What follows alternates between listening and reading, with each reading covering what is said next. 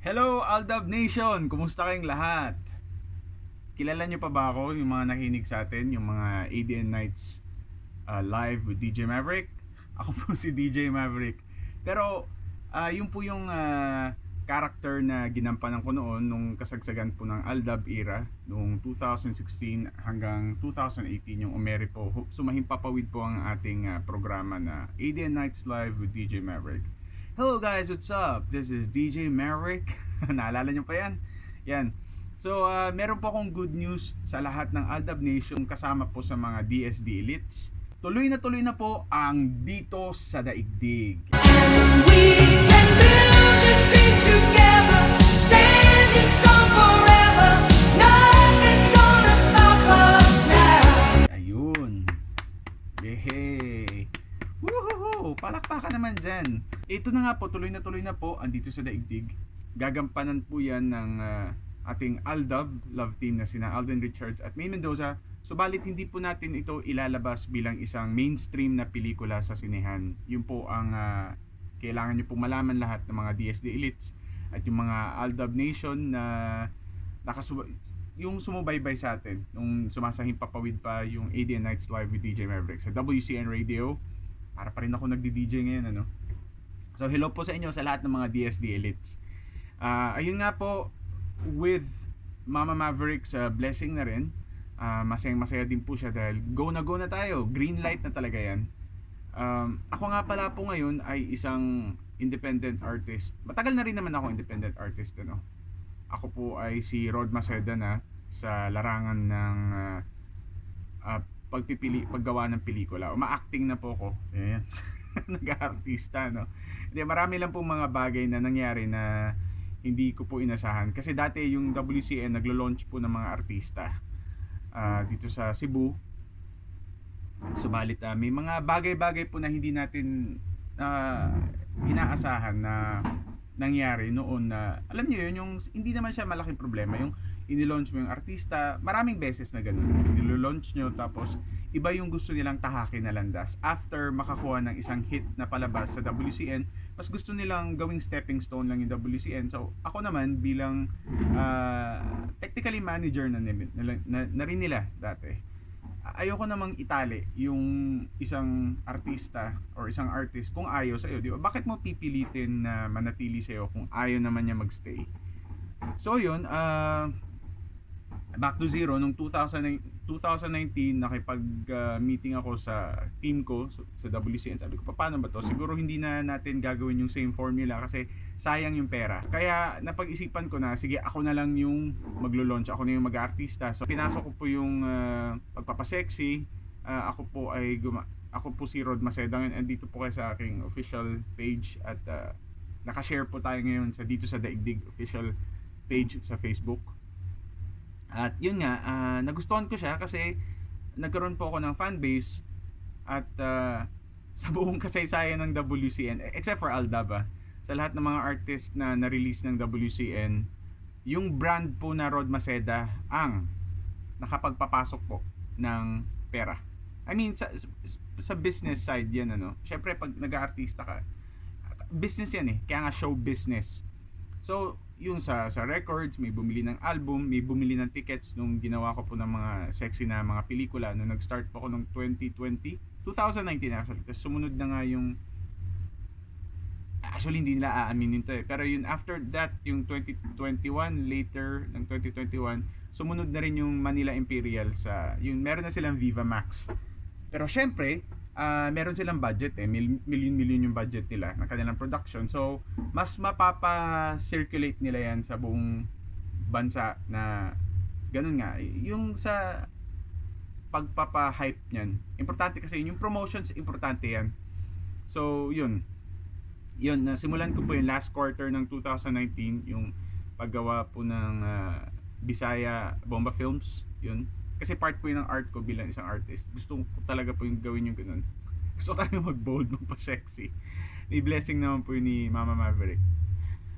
Anyway, so yun na po yung mga nangyari sa akin. Tapos nag-recording din po ako. Ako po yung isang songwriter. Before naman po din nung ADN Nights Live with DJ Maverick. Dati pa, yung naka-base pa ako sa Manila. Nagsusulat na po ng mga awitin. Tapos pinapakanta ko sa ibang mga singers Ano din po ako, graphic designer, tapos animator, ganun. Hindi nga lang that one of the best, okay? But may alam po ako sa mga ganung bagay.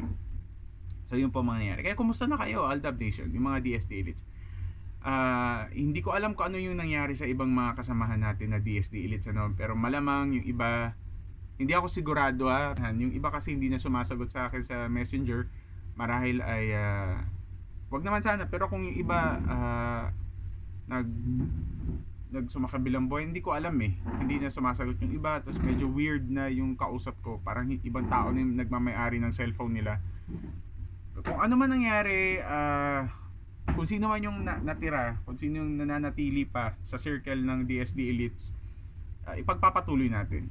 Ang mahalaga nito ay tuloy na tuloy yung project at gagamitan po natin ito ng AI technology. Yes, tama po yan. Marahil ay marami sa inyo ang natataog. Ang lalim na, marami sa inyo.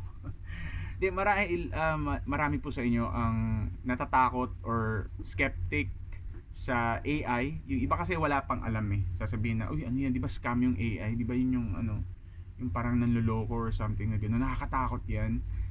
Well, ito, since magbabalik po ako sa podcasting with my show na lumabas po noong 2022, it's Asoy ni Rod Maceda. Bisaya po yan. Ibig sabihin po niya sa Tagalog ay kwento ni Rod Maceda.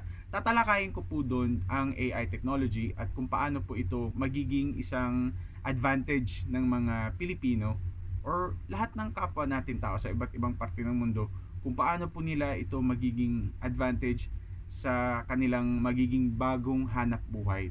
Dahil alam naman po natin na maraming mga tinamaan na tanggal po sa trabaho.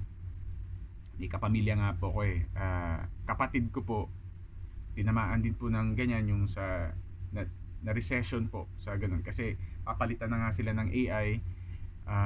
Meron din po akong kakilala, dating kaibigan na nasa Manila, nakausap ko siya, yun nga, natanggal siya sa trabaho agad-agad. Wala na hong sinabi sa kanya na, uy, after may 3 months ka pa or 4 months, agad na po, wala na.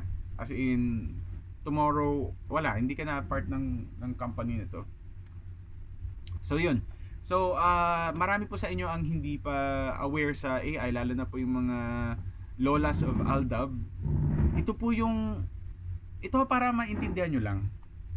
Alam nyo yung cartoons, di ba? Yung cartoons.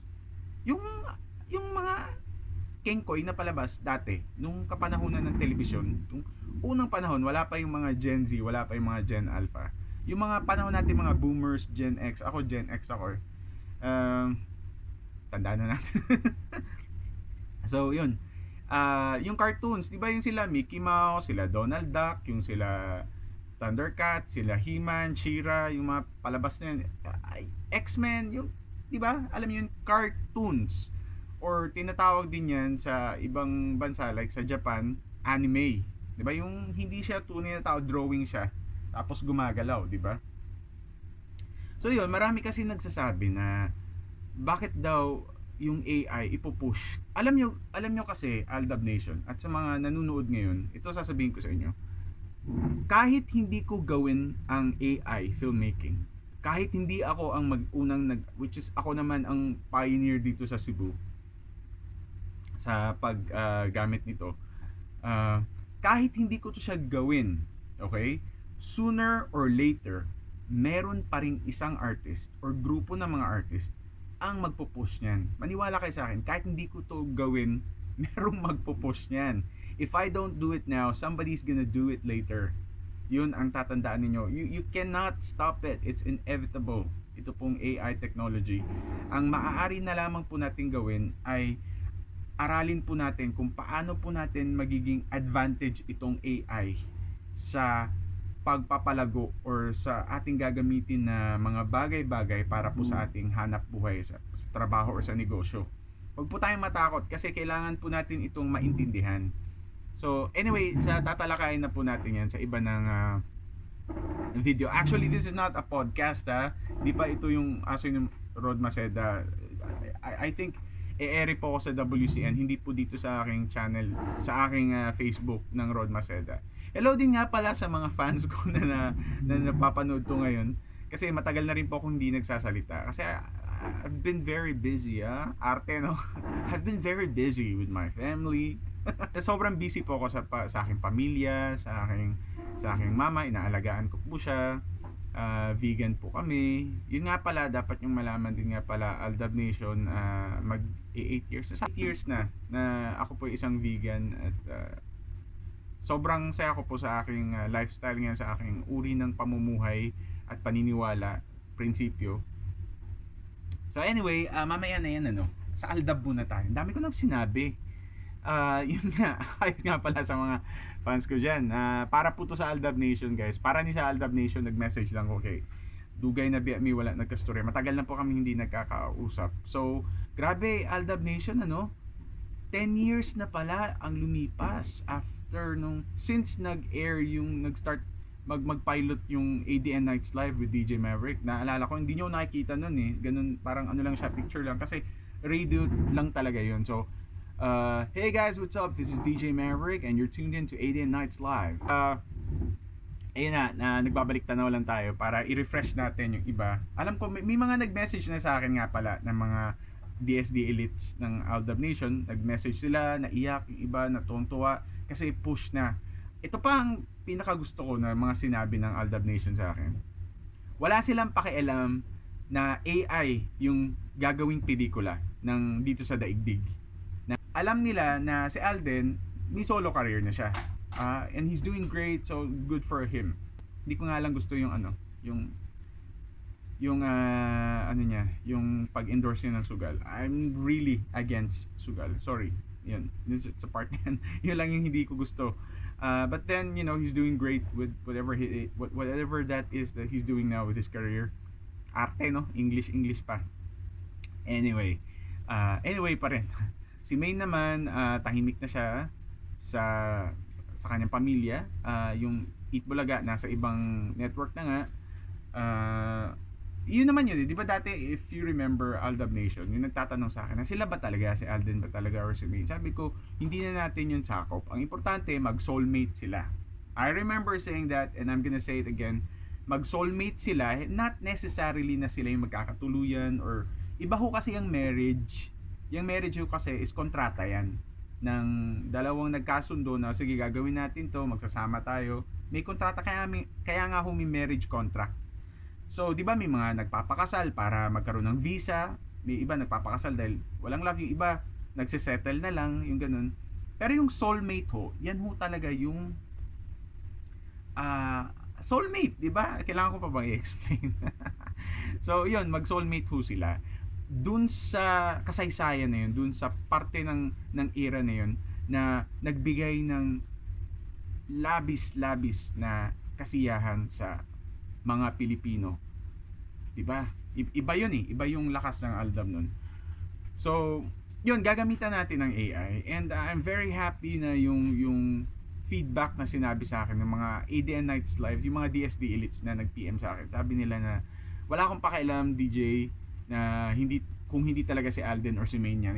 Hindi na sila maaabala si Alden or si Maine. Ito talaga mangyayari nito. Ayun, napagsama na sila sa poster. And thank you so much guys sa mga papuri. Yun, ako po yung gumawa ng poster. Ako po nag-prompt nun.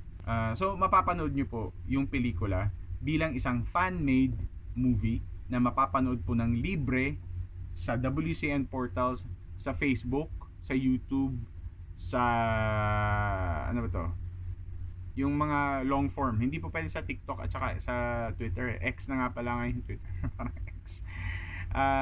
Sa Telegram, yun po. So, paano nyo po yung panonoorin? Ayun lang, libre lang. Makikita nyo lang po dyan. Pwede nyo i-download.